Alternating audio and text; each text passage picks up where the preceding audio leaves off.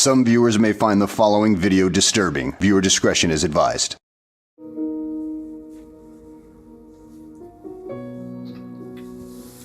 Before I tell you about the paternal filicide that led to the movement #Justice for Amari Barnhill, I want to take a moment to honor other children lost to infanticide, neonaticide, filicide, and filicide suicide. Every story is devastating. Every name represents a life stolen too soon. This is not just my pain. It's a collective grief that many families live with and deal with. To those parents and loved ones who continue to carry their memories, I stand with you.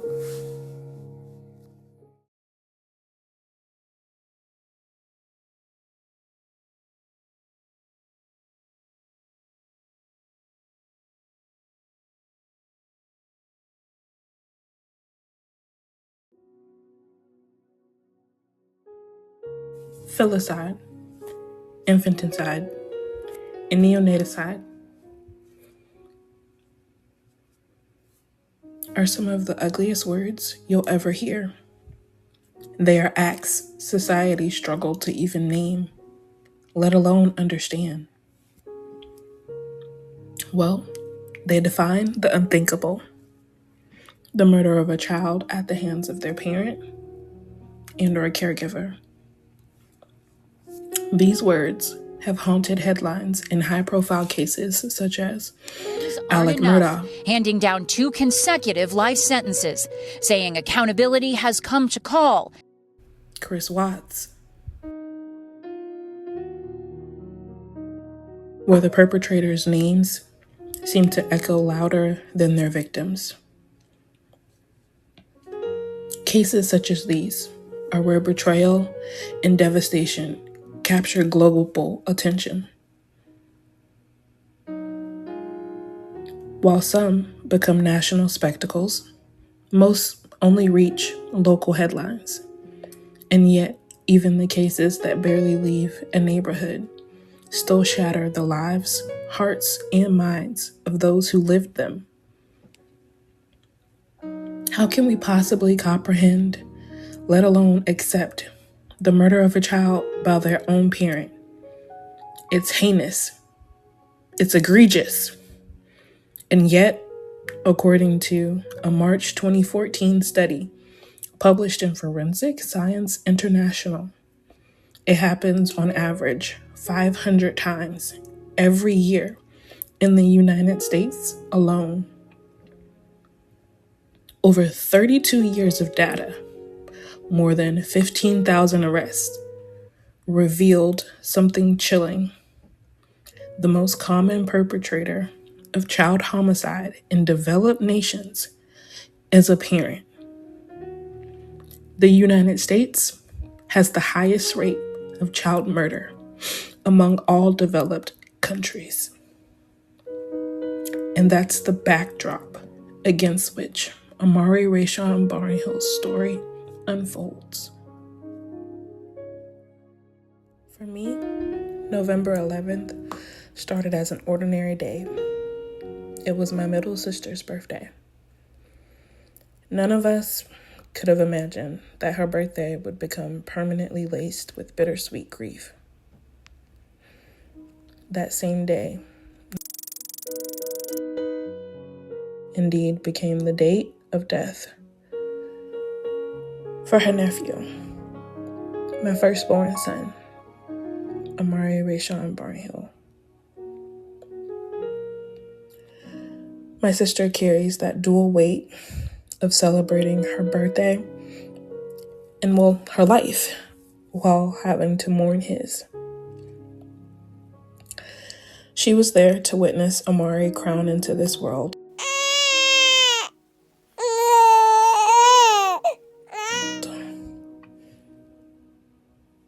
And she was also the one I tasked with researching and choosing his name.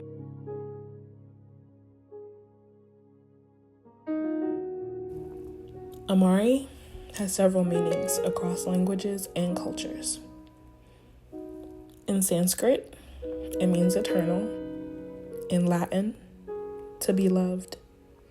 In Hebrew, promised by or eternally from God. And in African or Yoruba, it means strength.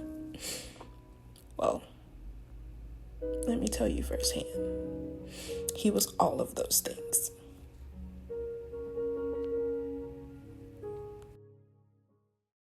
A local father is in custody tonight, just hours after the death of 23-month-old Amari Barnhill. That child's mother is lashing out on social media tonight.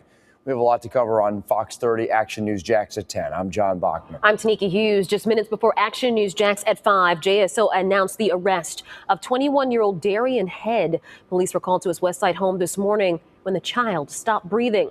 Action News Jax Samantha Manning is live at JSO headquarters, and Sam, the toddler's mother, is sharing her pain and anger and some strong words tonight. Tanika, that child's mom is sharing her grief and outrage on social media. She says she plans to seek justice for her son and is now calling his father a murderer. These are photos Nikisa Barnhill posted on Facebook. She says they show her son Amari.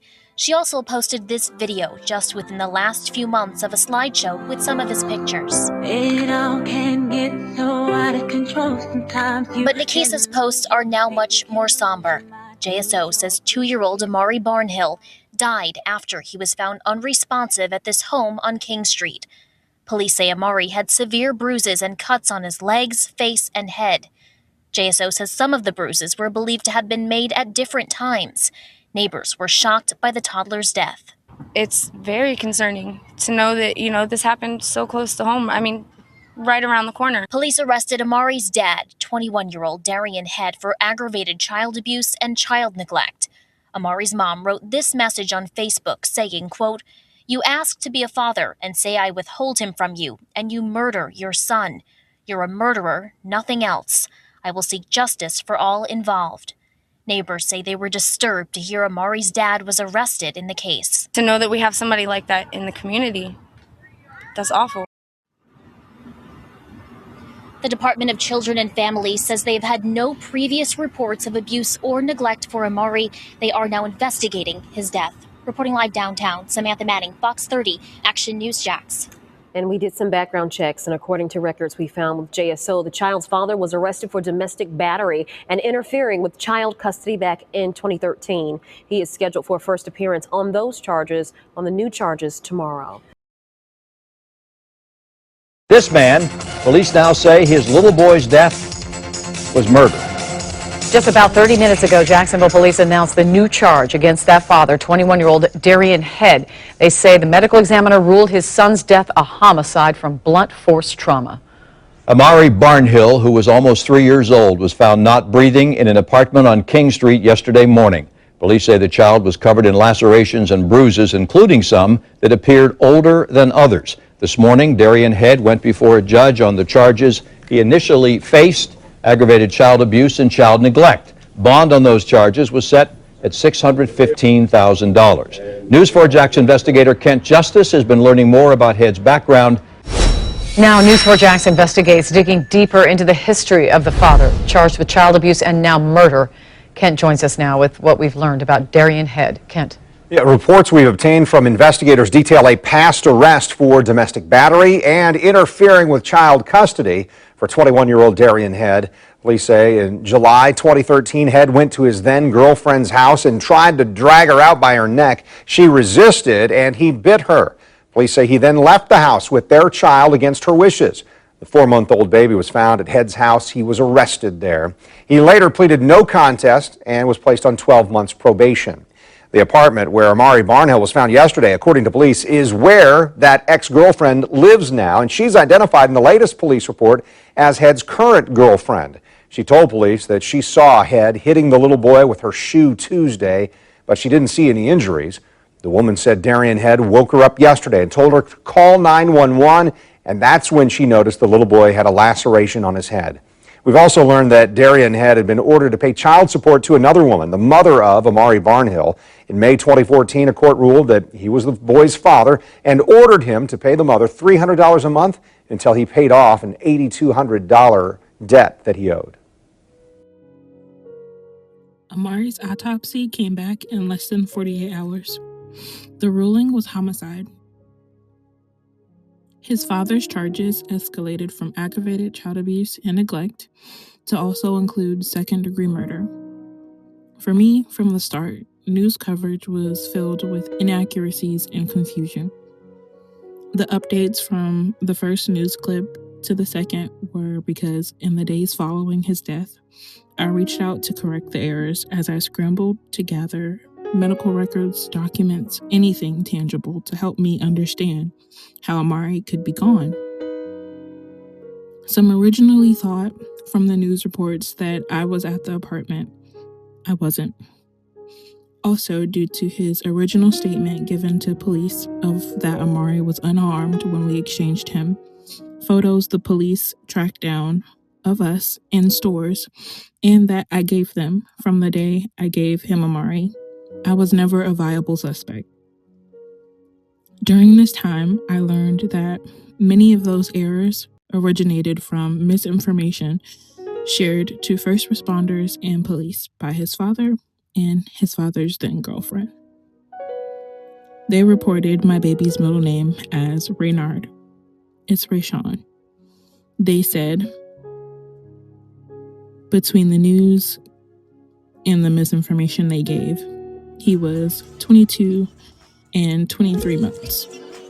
He was actually 35 months old, just weeks away from turning 3. The news also claimed there had never been a CPS case involving Amari. That was false.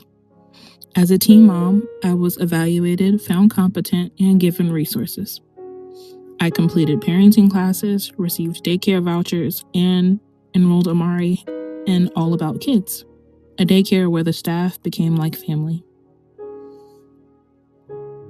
That case, my CPS case, was closed, but my truths never made headlines. Another thing not widely known was how that investigation even began in the first place, through family conflict.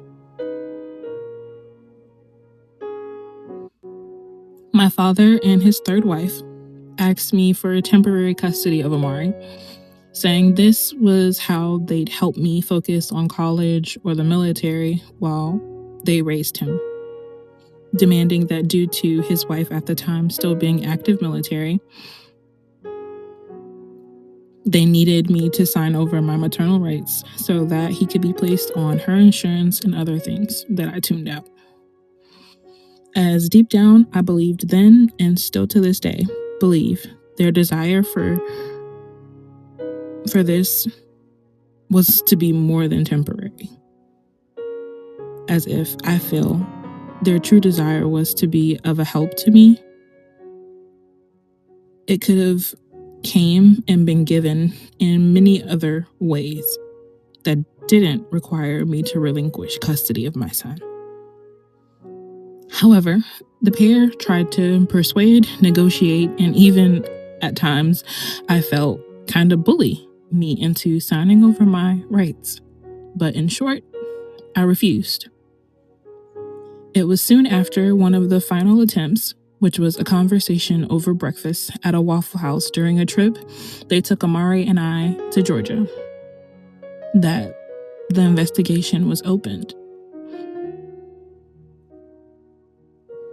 It was by using the perhaps once genuine concerns of my middle sister, the same one who named Amari, that they tried to have the state strip me of my rights. The investigation was launched when Amari was 6 months old, and my sister had already moved out of the home we once shared months prior. Recapping. Yes, there was a CPS case that involved Amari that was against me.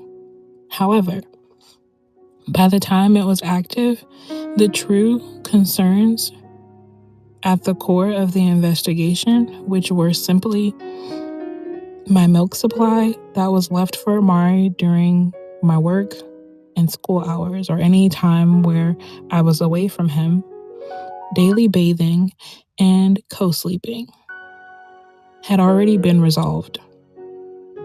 The conclusion of my CPS investigation with Amari resulted in no neglect or abuse being found and was closed well before Amari even reached 1 year old. Something I'd like to truly highlight due to being aware of many twisted rumors that have gotten back to me over the years that were spread by members from the paternal side. I acknowledge that most likely the media ignored that part of my story for a few reasons.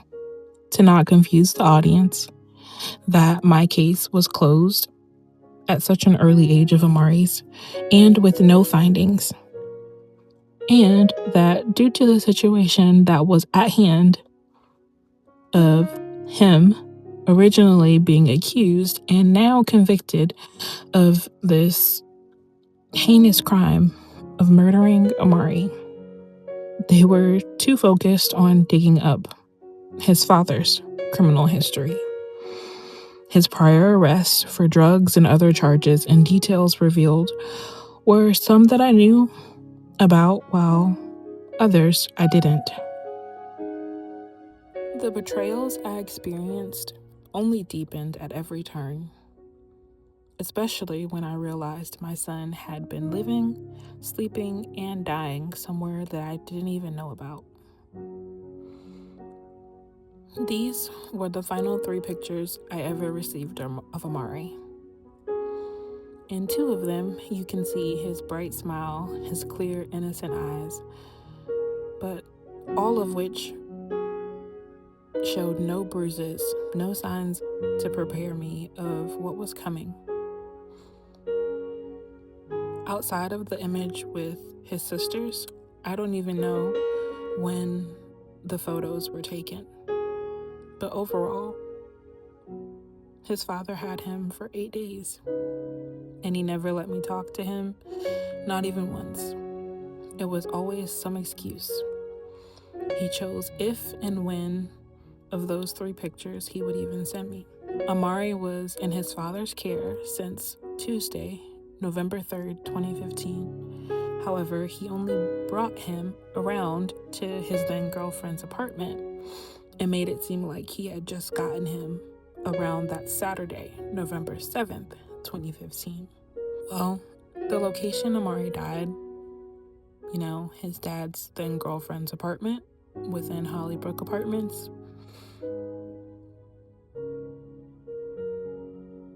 that was a sentimental location for me, as it was tied to many parts of my childhood. My father took me there countless times for pickup and drop-offs of children who were enrolled at a daycare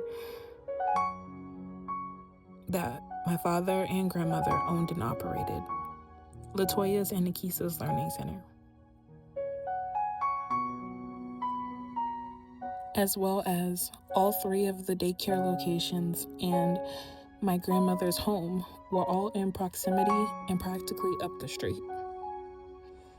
At the time, my newborn daughter, Ella, my mother, and myself dropped Amari off to his father at his paternal grandmother's home with all of his essentials packed into that green Ed Hardy backpack in the photo with 2 of his younger sisters.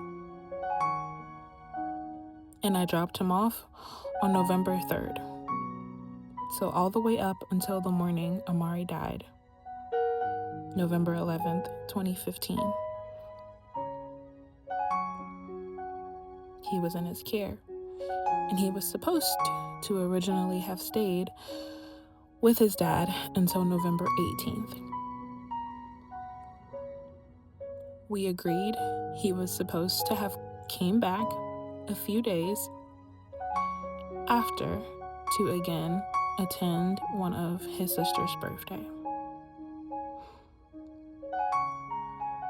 To this day, I still don't understand how we went from him making fake pages to harass me online, arguing with me and trying to publicly shame me for keeping Amari away, to killing our son, literally beating him to death in just 8 days.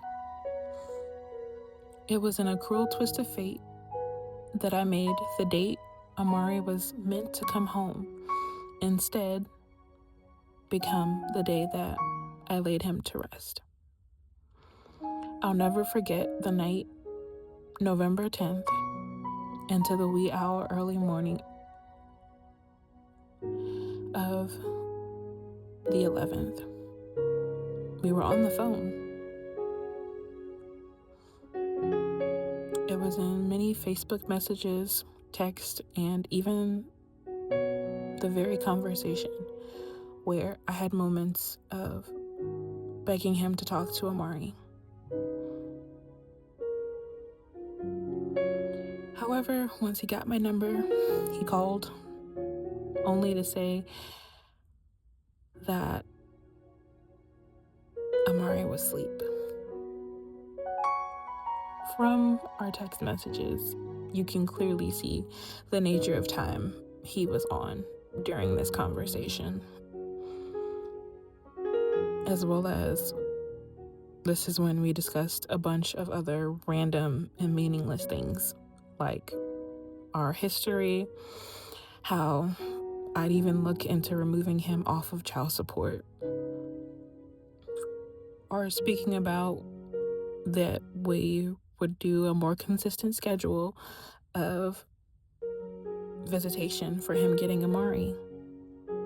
All while I was under the guise that my baby boy was not only okay, but that he and I were perhaps, in a weird way, finally moving forward within our co-parenting. And yet, hours later, Amari was dead. And I honestly questioned, was he already dying while we were on that very call? That question lives within my chest every day. A few hours later came another call. But something I learned later was that this call only came after police forced him, where he told me to rush to Wolfson's Children's Hospital because something was wrong with Amari. He claimed he didn't know what, as he stated Amari wasn't in his care at the time, but instead was with his mother and sister. Again, confusion and shock riddled through me. And at the time, I definitely couldn't imagine that that very conversation would be the very last time I'd speak to him, and that it would be the last time I'd hear Amari's name spoken with life still attached to it. He hung up, and as I got myself and Ella dressed, it was silly me frantically texting and calling back, all while my attempts to contact him were landing on a phone, now just like him, sitting in police custody.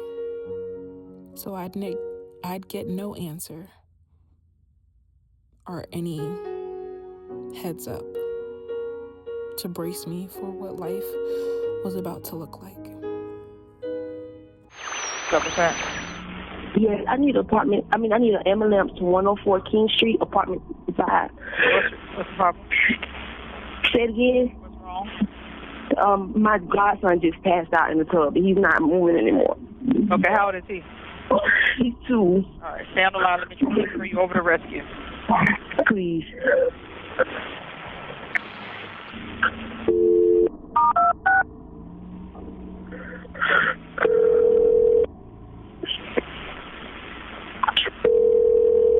Stay on the line, man. Hold on. Okay. Fire Rescue, Bennett. What's the address of the emergency? 104 King Street, apartment 65. What? Repeat the address.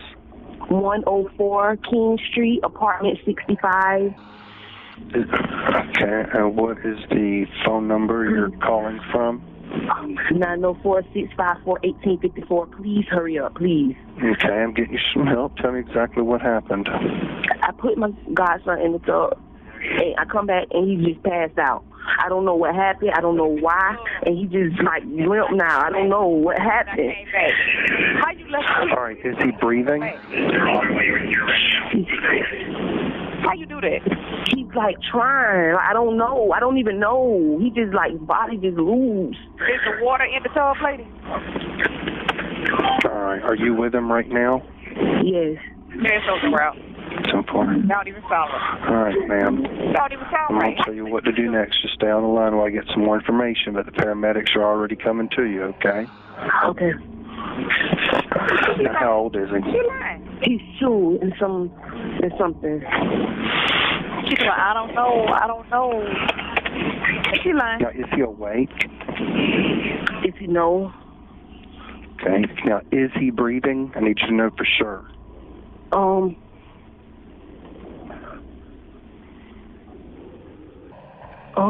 I don't know. I think he has a pulse.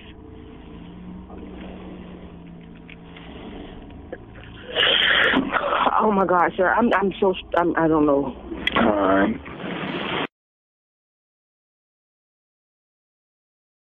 It's not you need to be worried about. It's the fact that you killed your baby. You did. And you have other children that could happen to. So how did you let your anger get so much control over you that you beat him to death? How did you let that happen?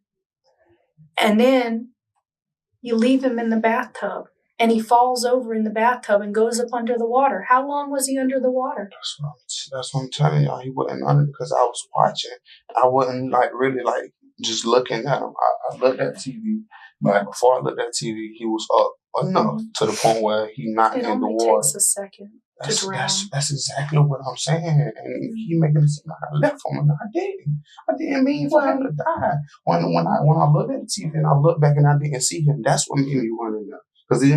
Because dead weight falling into water, you can hear it splash. It didn't splash. Well, just like if he would have fallen and hit his head, you would have heard the thud. But you haven't told us anything about having heard a thud when he hit his head. So how did he get that? I don't know. I really do not know. I don't know. I literally do not know. Because he didn't fall. None of the times I beat him, when I was whooping him in the room, he didn't fall and hit his head on anything. Because if he did, I wouldn't even whoop him. I wouldn't even put him in the tub if he would have hit his head. Because my mama always told me. You saw those pictures. That's not a whooping. That is not a spanking at all. That's not even okay to be on a 10, 12-year-old. That is not a spanking. That is you losing control. That's what that is. All because he wouldn't eat. And he doesn't eat because he doesn't know you. He doesn't understand. If his mama feeds him chips all the time, that's what he thinks he's supposed to eat all the time. So how did you let your anger get that much of you? I don't know, because I only use... Do you even remember how many times you hit him? Yeah, I count. I count them out. I literally count them out. Because your girlfriend said you were whipping the shit out of him so bad that she had to tell you to stop. Do you remember her telling you to stop? When she told me to stop, I stopped. And you know why she told you to stop? Because he stopped crying. He wasn't even responding anymore. And you want to know why? Because he was dying. Do you want to know why he boo-booed all over himself? Because he was dying. That is what our body does when we die. It releases everything. When he went lethargic and started acting like that and started acting like he wanted to go to sleep, that was his body dying. I told you, I don't think you meant to. The problem is you did it.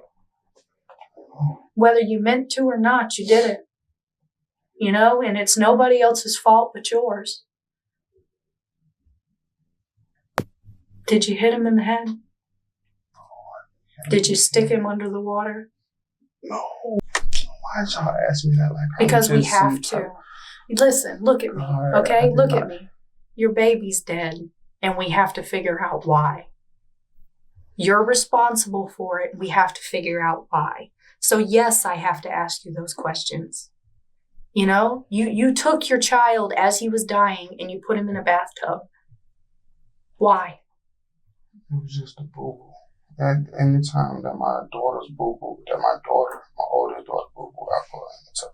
That's the only thing that I was thinking, just to put him in the tub. And his butt is so raw. You trying to tell me you didn't see that? You didn't notice that? I didn't look at his butt. I really But he's didn't. 2. He can't clean his own butt. He doesn't know how to clean his butt. I mean, look at me. Do you understand that? He don't know how to clean himself.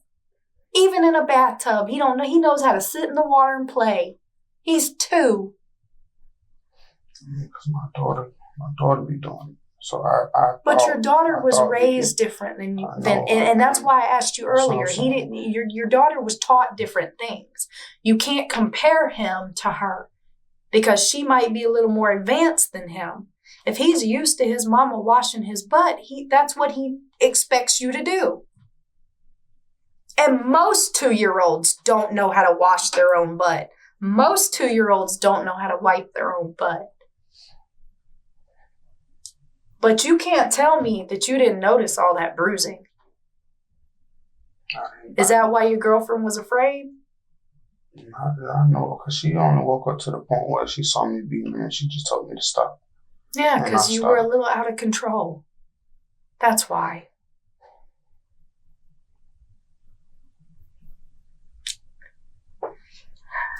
I'll be back with you in a few, okay? But you need to think about how he hurt his head and tell the truth about it. Because at this point, it is what it is, you know? You can't bring him back. You can't withhold something, and that's not going to fix anything, okay? I mean, you killed your own son, and there's nothing you can do at this point to change it. The only thing you can do is own up to it and tell us the truth about exactly how it happened.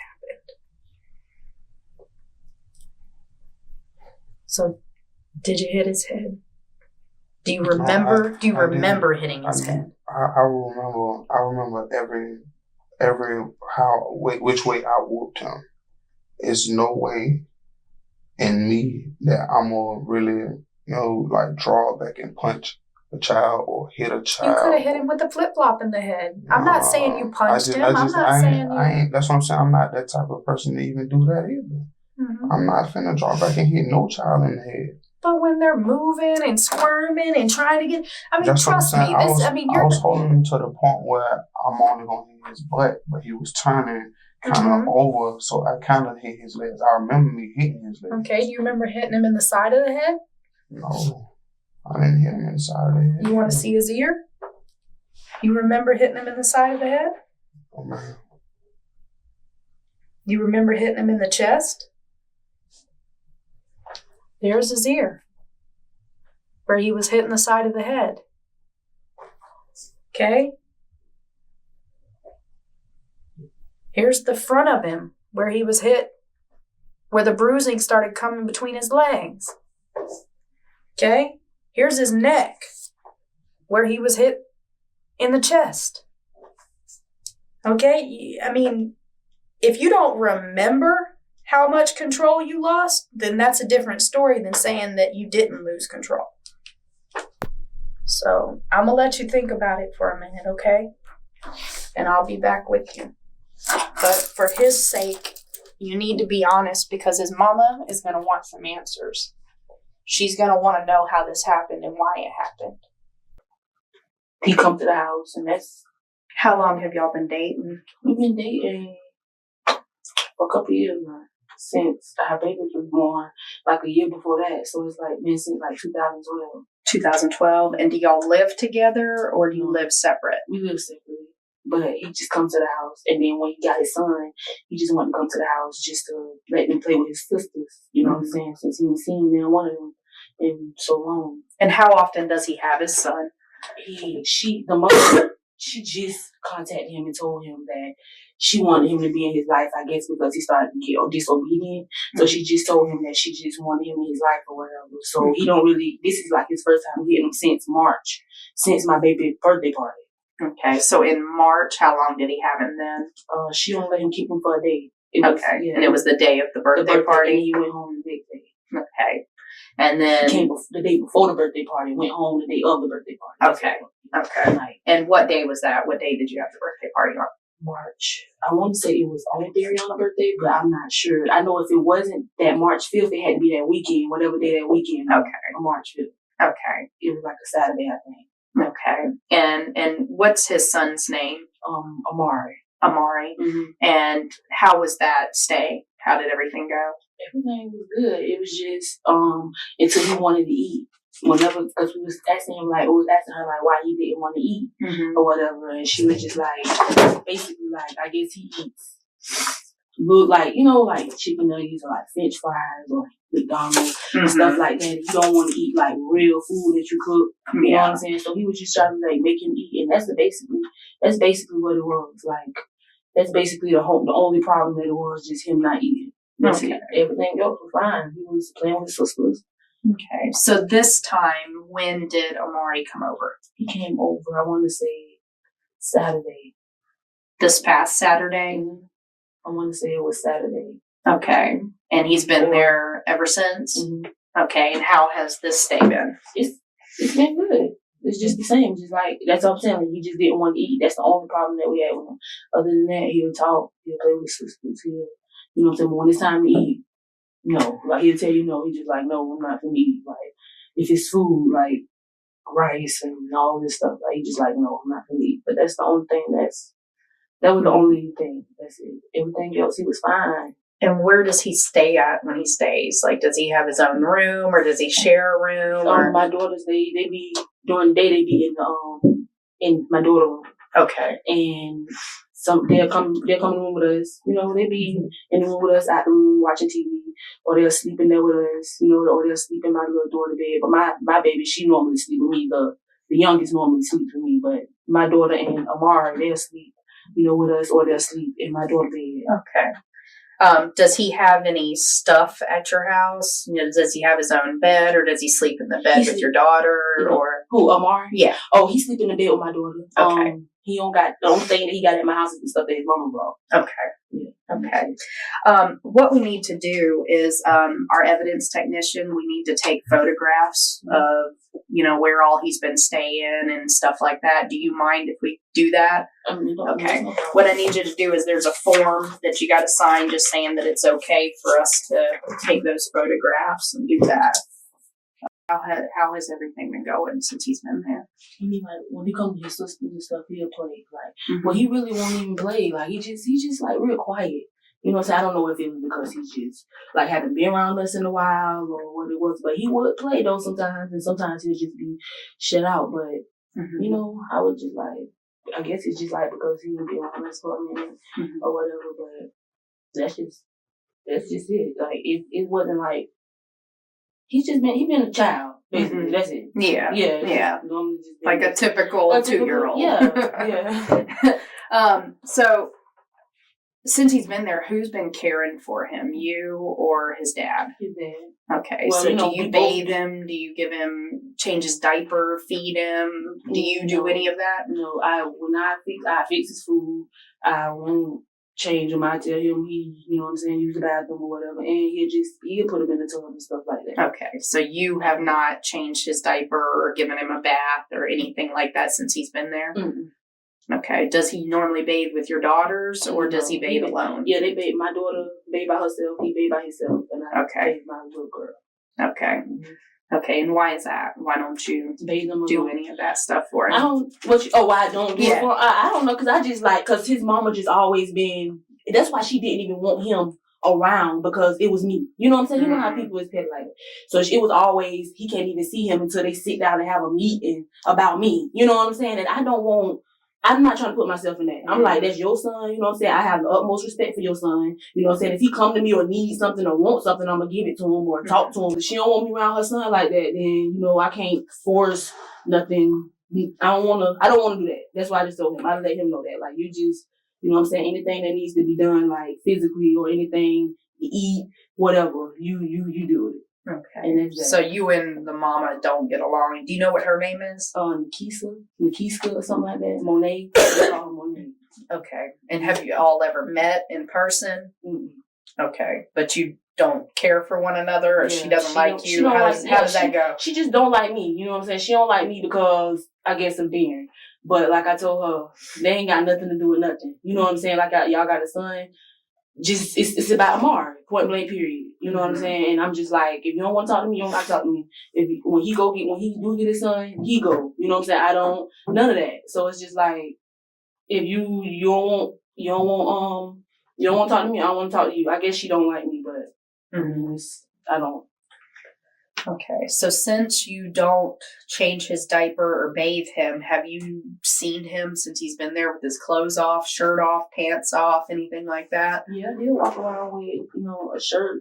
I mean, he'll walk around sometimes without a shirt, or just, you know what I'm saying, his pull-up or whatever. Okay. Anything like that. And since he's been there, have you ever seen any injuries on him or anything that that you noticed about his body or anything? No, the only thing when his dad was whooping him, I had told him to stop because he wasn't crying, and I was just like, he just wants you to beat on him. You know what I'm saying? I was like, don't, just leave him alone. Like, don't even, you know what I'm saying? Because whenever he didn't eat, his daddy would try to make him eat, because he was like, you're not going to sit around here and starve, and you don't be done ate, and then it's going to be a whole nother problem. You know what I'm saying? So he was just making him eat whatever. I was just like, babe, just leave it alone. This was last night. I was like, babe, just leave it alone. Just let him go to sleep or whatever. And once he got done hitting him, he had ate his food. He ate most of his food. He didn't even eat all his food. He ate most of his food. So it was okay. While he was eating, he continued to spank him so he would continue eating. Wow. Okay. When he wasn't eating, he spanked him. Okay. Okay. How many times did that happen? That one setting, when he spanked him, was just one time. But how many times during that one setting did he spank him? It was one time. You said like 6 times. You get what I'm saying? Like that one time, like pow. It was one time. It was she popped her 6 times. Yeah. But it was like that incident. But what I'm not understanding is, earlier you said if you pop him, he'll eat. Okay, well, how do you know that if he only spanked him one time? Because I told you early, like before, you know what I'm saying, when he didn't eat, he did hit him on the hand. You know what I'm saying? She's calling yesterday a whooping. The other time she's not, when she pops on the hand, she's not calling that a whooping. Okay. The only time he was whooped was when? Yesterday, last night. And did you think that was too far? Because you told him to stop? Yeah, like, you know what I'm saying? Like, I'm just like, if he's not crying, then just don't worry about it. Hey, do me a favor. That side of the wall right there, pop it with your hand how hard you thought he hit him. Like that. No harder? No harder. And that was with the shoe? Okay. Okay, do you have any other questions for us? You need any drink or anything? All right, give us a few minutes, okay? Do you know where the black flip-flops with like the rhinestones on it, do you know where they are? They gotta be in my room somewhere. Do you know where? Like in a closet, under a bed, on a dresser? Do you remember where you would have put them? They gotta be like, they gotta be like under the bed or like just right on the floor somewhere. Like they gotta be in my room somewhere. Okay. Well, I'm gonna tell you what's going on now, okay? The baby didn't make it. He's dead. Like what happened to him? Like how did he was beaten to death. He was beaten to death? Yes. How was he beaten to death?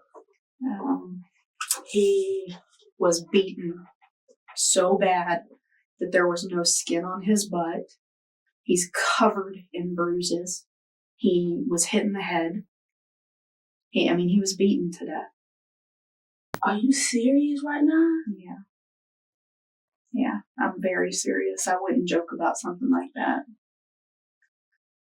Yeah. And your boyfriend said that he hit him with a flip. He admitted that he did it.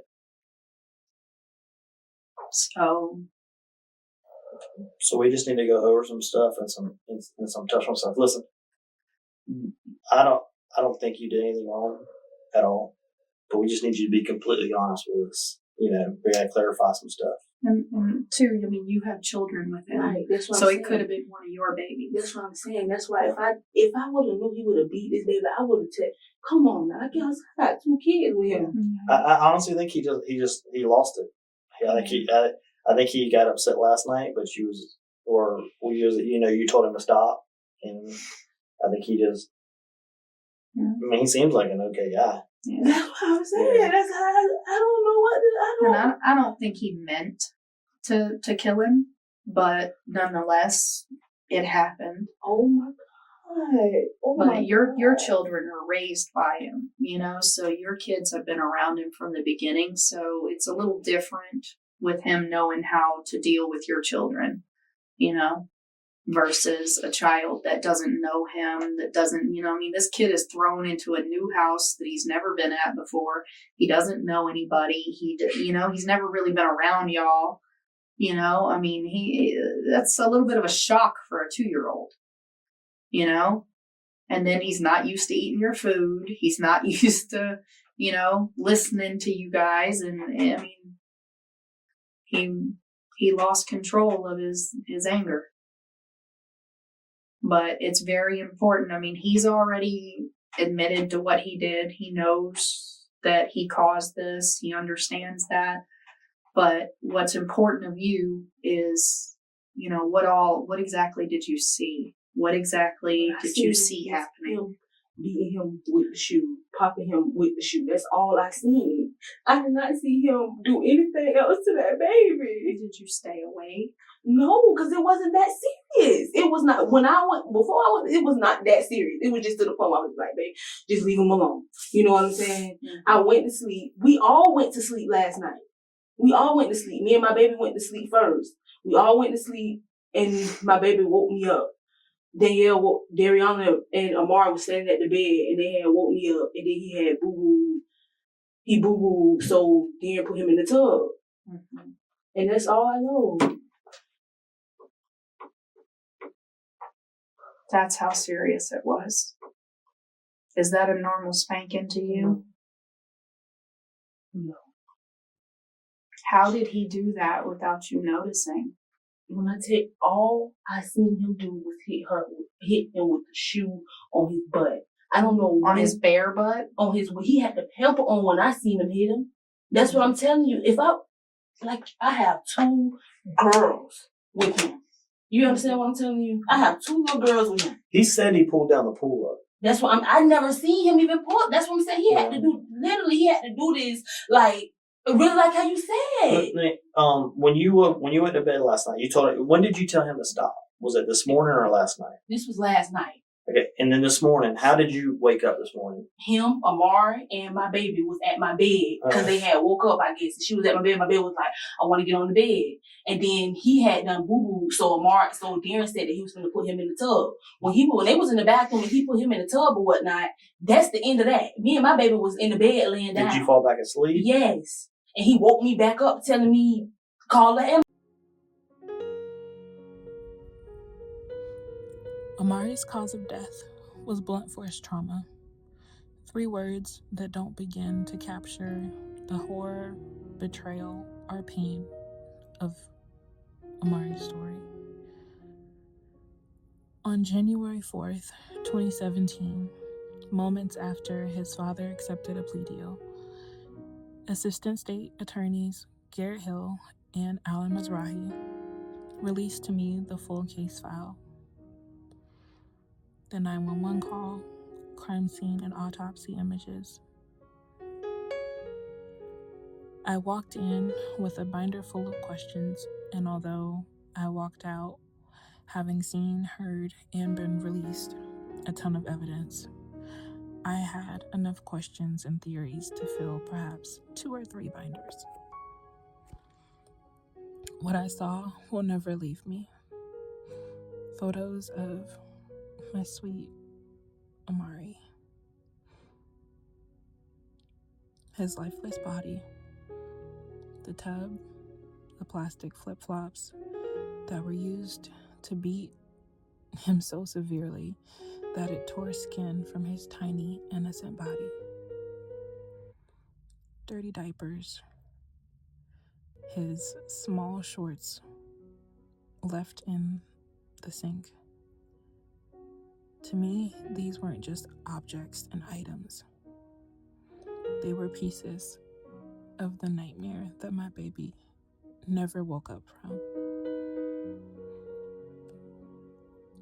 Adding to my confusion, but also insult to injury, was discovering that the 911 call wasn't even made by his father.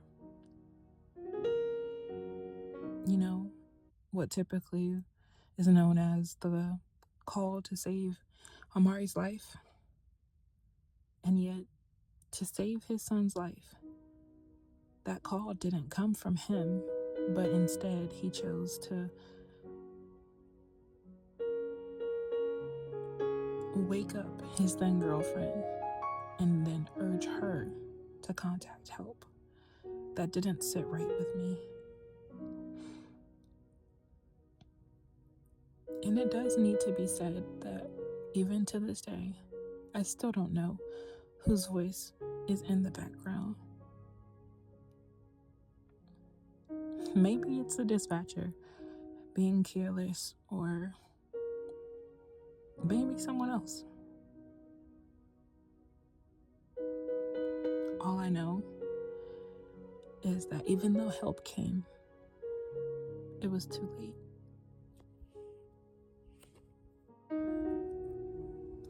When I stood in court to read my victim impact statement, I looked directly at the man who killed our son,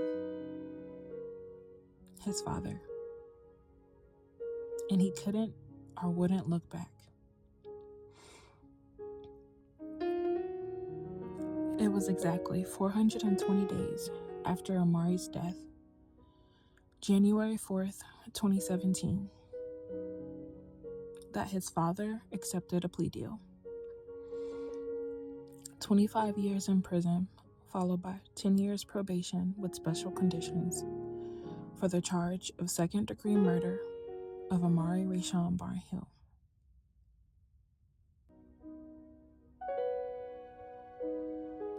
No explanation given, no eye contact, not even an apology.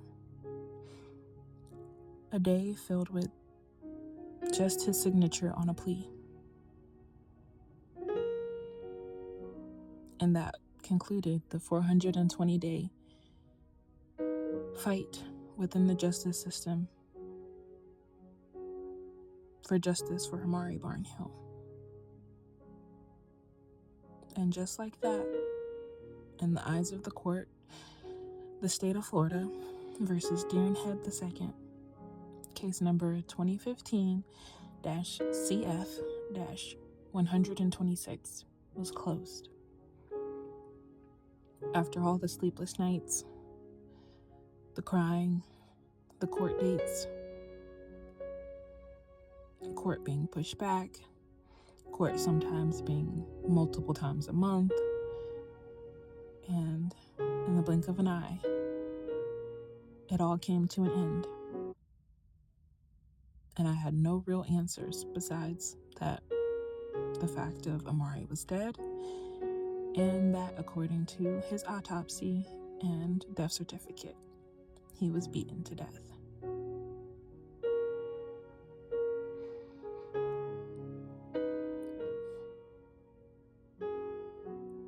I was the parent who took Amari to the hospital or doctors when he would be sick, hurt, or injured. Who got a job, even though it was minimum wage, to have some form of income and stability for us. I was the one who breastfed him for the entire recommended 2 years. I pumped between high school classes, even during my breaks, when I worked at Captain D's. I participated in Lamaze classes, parenting classes, was even going to therapy to start addressing my depression and mental health, all to better and to be better in every manner that I could for him. I didn't even attend my prom. I instead worked double shifts, and I graduated with honors June of 2014 from a school that, while I attended, was rated number 4 in the nation. I went straight into college, even though it was community college. I even missed my college finals when Amari had walking pneumonia. Amari's dad and his then girlfriend referred to a period of time that I kept him away, and it was due to this incident in December of 2014, where I stayed with Amari in the hospital for 2 weeks, and his father nor anyone from his side showed up.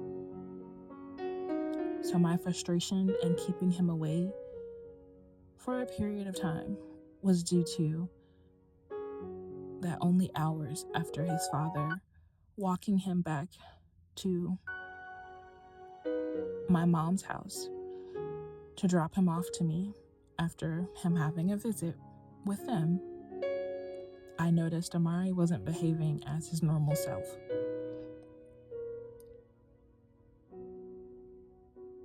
As he was also brought back in a white t-shirt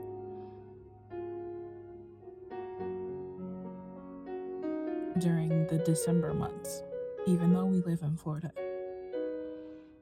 So I ended up calling out of work to take him to the hospital, only to be informed that Amari could have died in his sleep had I not brought him in when I did. So my life by no means was perfect.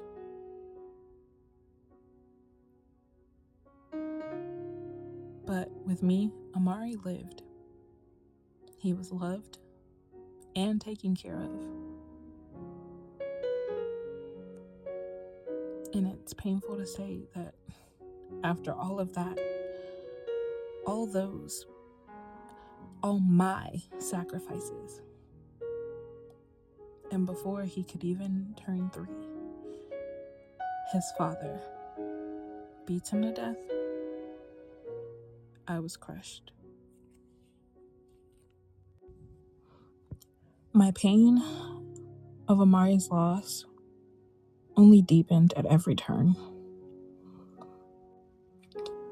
One of Amari's paternal aunts, the same one who used to pick him up from me sometimes, she was with me at the hospital. She showed up sometime after me and my mother and Ella arrived. And she, when we got pulled to the side into the little private room, asked if Amari was alive or breathing. That question left me too stunned to speak. And so we both looked at the nurse, awaiting his response. In that moment, he dropped his head and shook his head no. It was instinctively and almost in a primal manner that I lunged at her.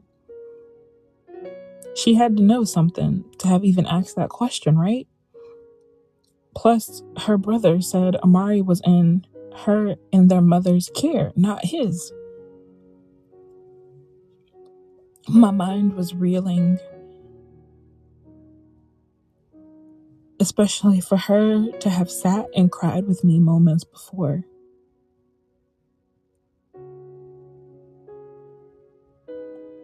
I was so confused and going through a whirlwind of emotions.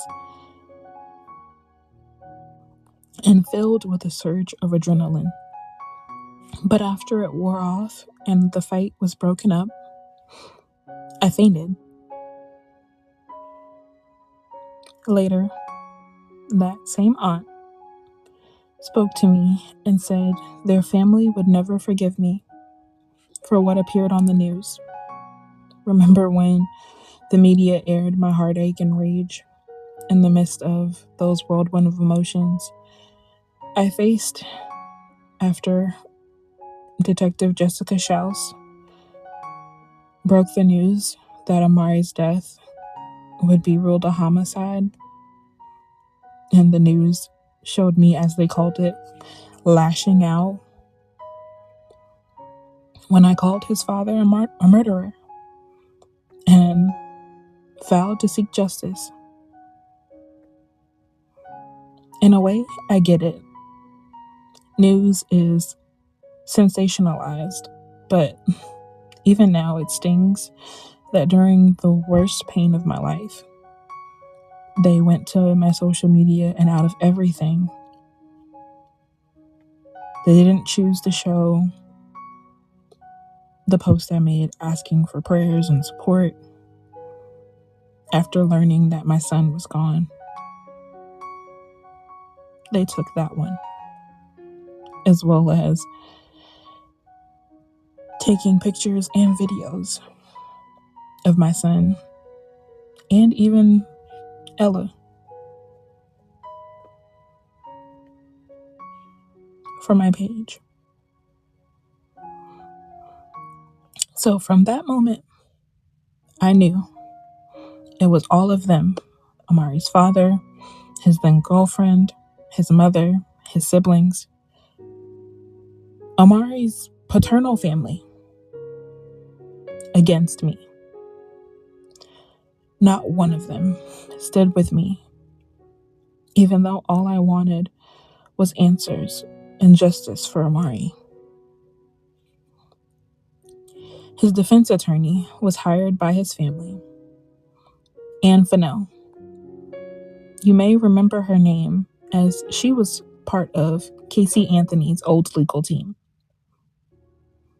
Everyone connected to him, it seemed, tried to weaponize my past, but especially her. My CPS case, my postpartum depression, my old Facebook posts. They tried to paint me as unfit. All in an excuse or in an effort to excuse what he had done,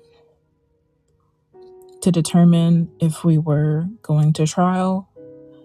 She had the opportunity to question me. And just as his sister did on social media, they twisted my harmless Parrington post, one that I made venting about disciplining Amari, into this grotesque lie. So among her questions, she asked, was the post made around the time when I had to pull out my phone and show her,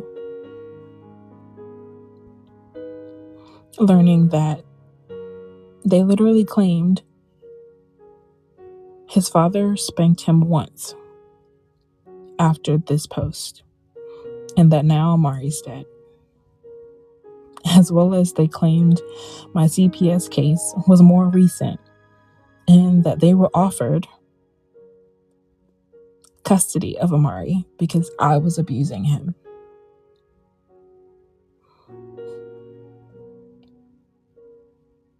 They lied, they deflected, they denied. And still, Amari's gone. And I'll never truly know why. Was it revenge because Amari looked just like me? And due to him not doing as we agreed of what I asked, that before I gave birth to Amari, that he takes a parenting class or even come to one appointment for our son, Amari had my last name. Was it fatal discipline? Because he and his then girlfriend both said Amari had moments of refusing to eat. Did he lose control and beat him to death by accident? Was it because I lied and said that Amari had seizures?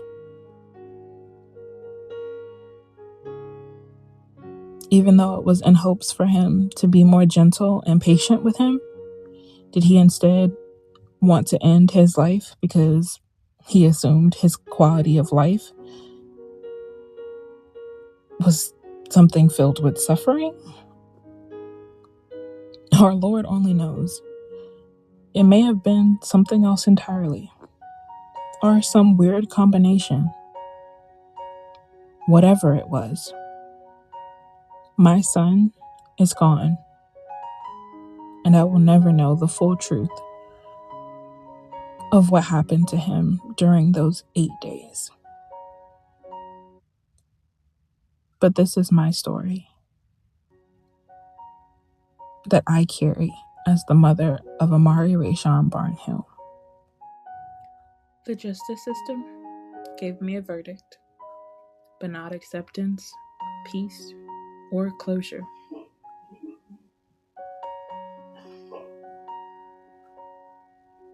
I had to reach and find that on my own. What's followed in these years after his death was a different kind of fight. Surviving grief, learning to live without Amari, and learning how to carry his memory forward.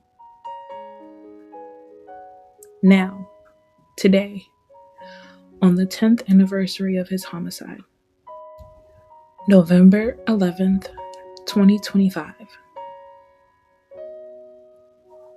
I am still here, I am still his mother, and I am still telling his story. For me, after this day 10 years ago, and any day forward, has been the hardest chapters of all. And they're all entitled The Aftermath. And that includes this life that I've had to build in the shadow of his absence. And if you would join me, that's what I'll share with you guys next.